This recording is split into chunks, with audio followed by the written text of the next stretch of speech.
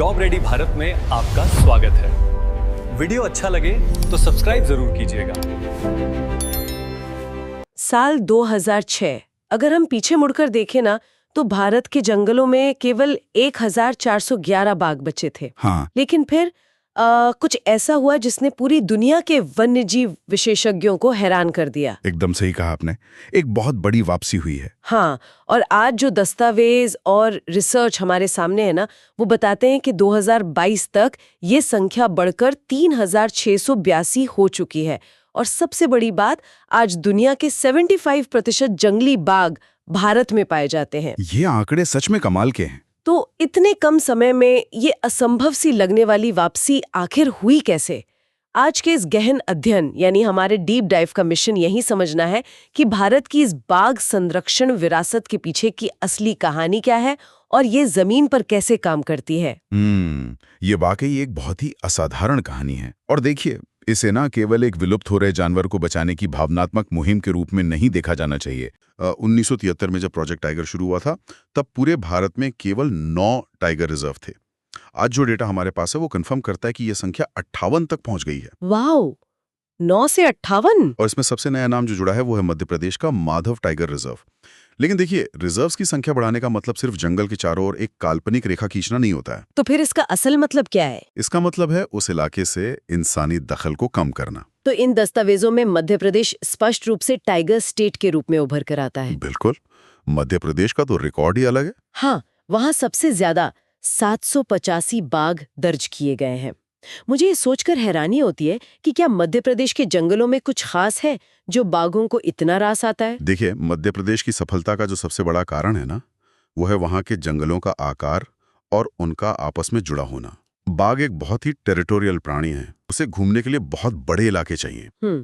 मध्य प्रदेश में घने जंगल तो हैं ही, लेकिन वहाँ जो वाइल्ड लाइफ कॉरिडोर हैं वो बहुत अच्छी तरह से काम करते हैं। Wild life corridor? हाँ, जब एक रिजर्व में बाघों की संख्या बढ़ती है तो युवा बाघ इन्हीं सुरक्षित रास्तों यानी कॉरिडोर्स का इस्तेमाल करके दूसरे जंगलों में चले जाते हैं। अच्छा, तो वो एक जंगल से दूसरे जंगल शिफ्ट हो जाते हैं। जब हम बाघों की इस बढ़ती संख्या और उनके आवाज की बात कर रहे हैं ना, तो मेरा ध्यान उत्तर और पश्चिम भारत के 2 बहुत ही प्रसिद्ध रिजर्व्स की ओर जाता है। आप शायद कॉर्बेट और रणथंभौर की बात कर रही हैं। हाँ बिल्कुल, इन स्रोत सामग्रियों में एक बहुत ही शानदार तुलना की गई है उत्तराखंड के जिम कॉर्बेट और राजस्थान के रणथंभौर के बीच। और सच कहूँ तो मुझे यहाँ गणित के हिसाब से कुछ गड़बड़ लग रही है।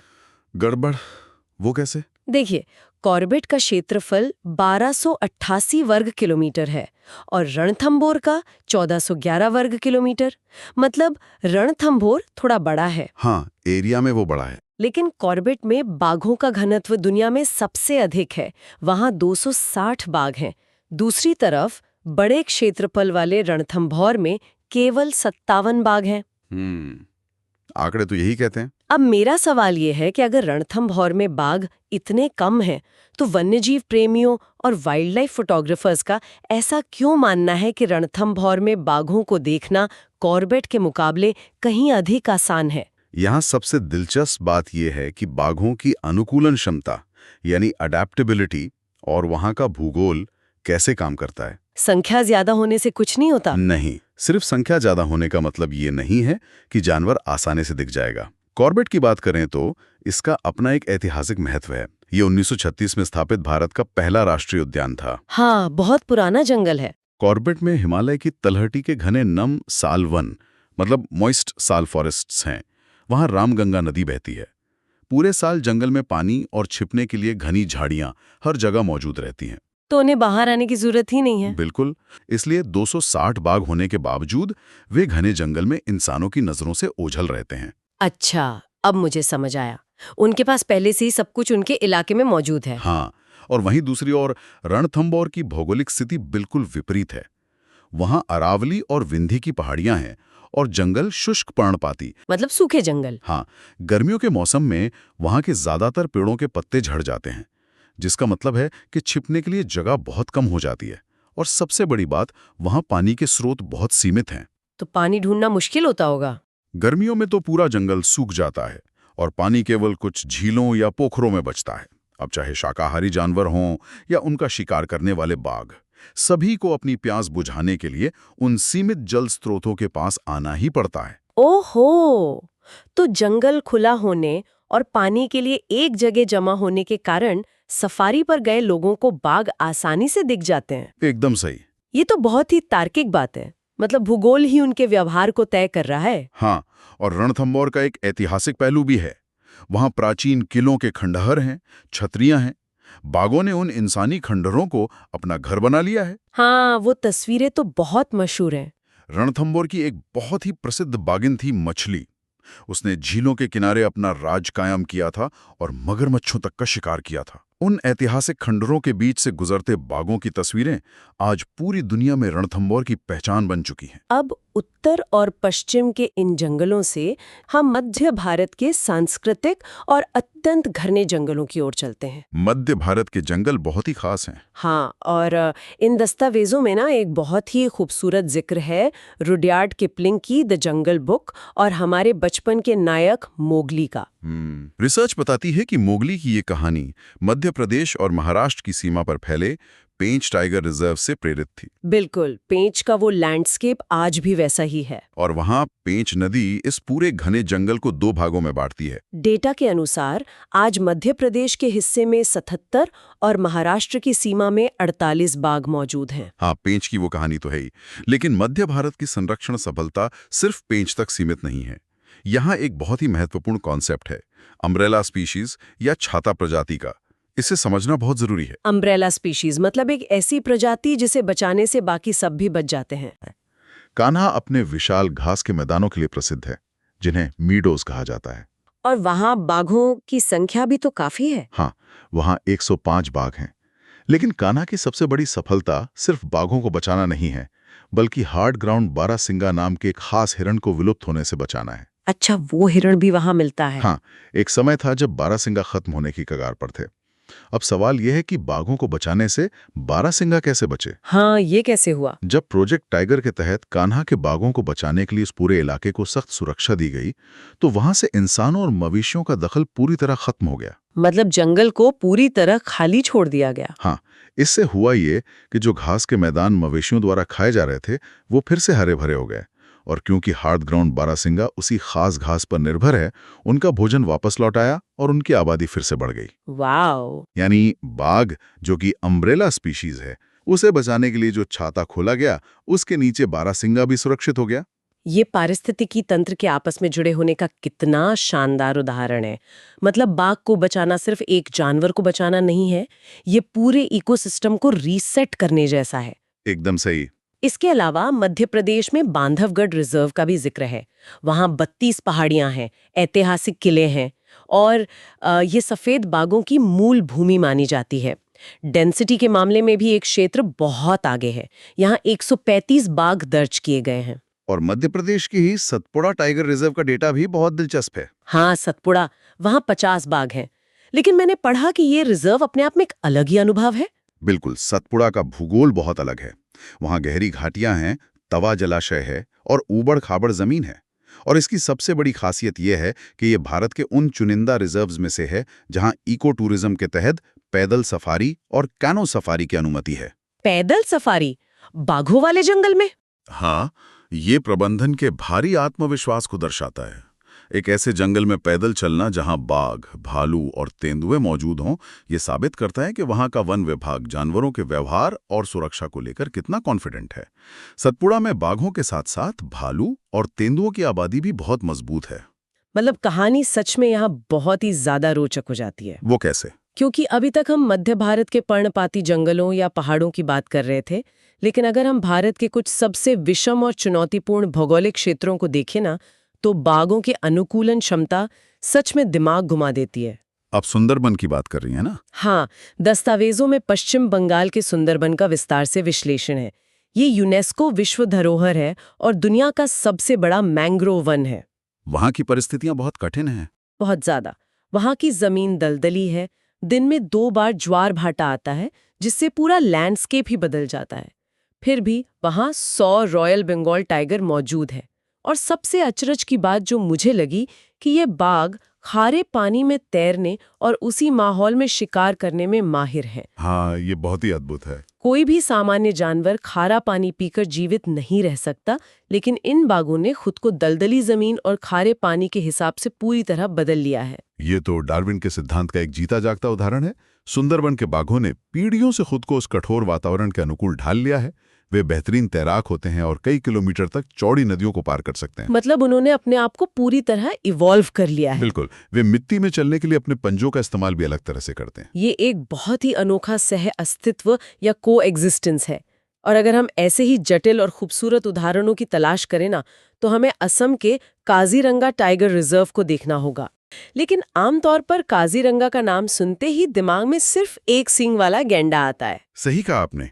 गैंडों के लिए वो बहुत मशहूर है। काजीरंगा ब्रह्मपुत्र नदी के बाढ़ के मैदानों में बसा है। वहाँ एलिफेंट घास पाई जाती है जो इतनी ऊंची होती है कि उसमें एक हाथी भी छिप जाए। वो घास तो सच में बहुत लंबी होती है। हाँ, और इस इलाके में एक सींग वाला गैंडा, जंगली भैंसें और हाथी भारी संख्या में है, जिसे मेगाफौना कहा जाता है।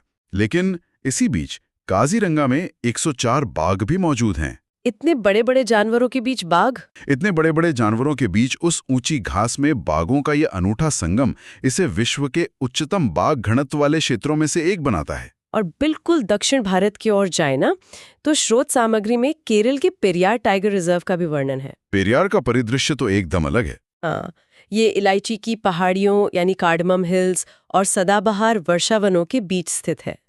पेरियार झील के चारों ओर 30 बाघों का घर है। वहाँ के घने और हमेशा हरे रहने वाले जंगलों में जंगली हाथियों और बाघों का एक बहुत ही शांत सह अस्तित्व देखने को मिलता है। हाँ, वहाँ शांति बहुत है।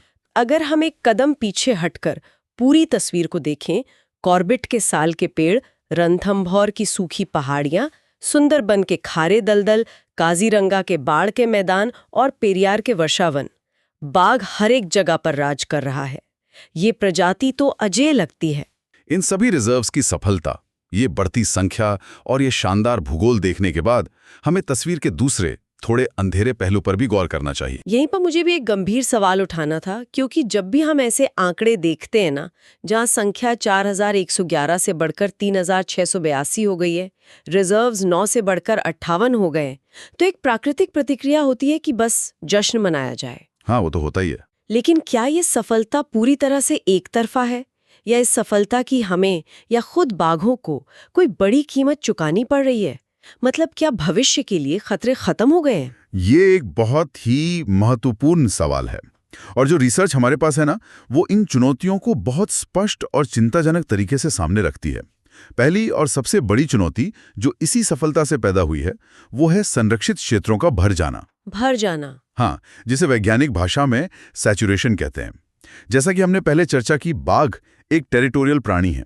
एक नर बाघ को अपना दबदबा बनाए रखने के लिए एक निश्चित वर्ग किलोमीटर का इलाका चाहिए ही होता है। तो जब जगह कम पड़ने लगती है तब क्या होता है? जब एक रिजर्व में बाघों की संख्या उसकी क्षमता से अधिक हो जाती है ना, तो युवा बाघों के पास अपना नया इलाका खोजने के लिए जंगल से बाहर आने के अलावा कोई विकल्प नहीं बचता। और जब वे बाहर आते हैं तो उनका सीधा सामना इंसानों से होता है। बिल्कुल, और इसी के कारण मानव वन्यजीव संघर्ष यानी ह्यूमन वाइल्ड लाइफ कॉन्फ्लिक्ट बहुत तेजी से बढ़ रहा है। बाघ गांव के पास पहुंच रहे हैं, मवेशियों का शिकार कर रहे हैं, और कभी-कभी इंसानों पर भी हमले हो रहे हैं। ये तो बहुत खतरनाक स्थिति है। हाँ, और इसके कारण स्थानीय लोगों में बाघों के प्रति गुस्सा बढ़ता है, जो हमारे संरक्षण के प्रयासों के लिए एक बहुत बड़ा खतरा है। इसका मतलब है कि हमारी सफलता ने ही एक नई चुनौती को जन्म दे दिया है। इसके अलावा दस्तावेजों में लैंटाना नाम की एक चीज का भी जिक्र है। मैंने पढ़ा है कि एक पौधा है, लेकिन एक पौधा बाघों के लिए कैसे खतरा बन सकता है? देखिए, लैंटाना कोई साधारण पौधा नहीं है। ये एक आक्रामक विदेशी घास या इन्वेसिव एलियन वीड है। इससे सदियों पहले अंग्रेजों ने एक सजावटी पौधे के रूप में भारत में लाया था। अच्छा, अंग्रेज लाए थे इसे? हाँ, लेकिन आज इसने भारत के जंगलों को बुरी तरह जकड़ लिया है। लैंटाना की समस्या ये है कि ये बहुत तेजी से फैलता है और इतनी घनी झाड़ियां बना लेता है कि जंगल की अपनी मूल घास और जो नेटिव वनस्पतियां हैं वो नष्ट हो जाती हैं। और इससे जानवरों को क्या नुकसान है? इसके पत्ते बहुत विषैले होते हैं, इसलिए हिरण या अन्य शाकाहारी जानवर इसे नहीं खाते। ओहो, अब मुझे समझ में आ रहा है कि ये चक्र कैसे काम कर रहा है। आप समझ रही हैं ना? हाँ, अगर मूल घास नष्ट हो जाएगी और लैंटाना को जानवर खाएंगे नहीं तो शाकाहारी जानवरों के लिए तो भोजन ही खत्म हो जाएगा। वे भूखे मरेंगे या जंगल से बाहर चले जाएंगे। और अगर शाकाहारी जानवर यानी शिकार नहीं रहेगा तो बाघों के लिए भोजन की कमी हो जाएगी। एकदम सही। ये तो पूरा का पूरा पारिस्थितिक ढांचा ही ढा रहा है। बाघों के अंगों के अवैध व्यापार के लिए, खासतौर पर पारंपरिक दवाओं में इस्तेमाल के लिए, उनका शिकार आज भी एक बहुत बड़ी और कड़वी सच्चाई है। ये चुनौतियां तो वाकई डरावनी हैं। बाघ सिर्फ एक जानवर नहीं बल्कि हमारे अपने अस्तित्व की गारंटी है।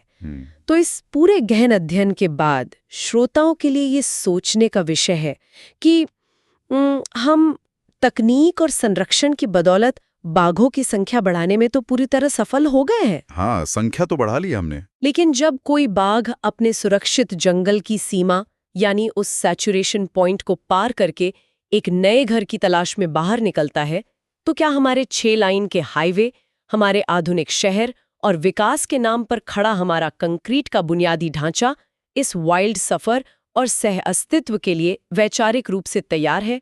क्या हम विकास और प्रकृति के बीच वो जगह छोड़ रहे हैं जहां ये दोनों एक साथ सांस ले सके? इसी विचार के साथ आज के इस गहन अध्ययन को यहीं विराम देते हैं।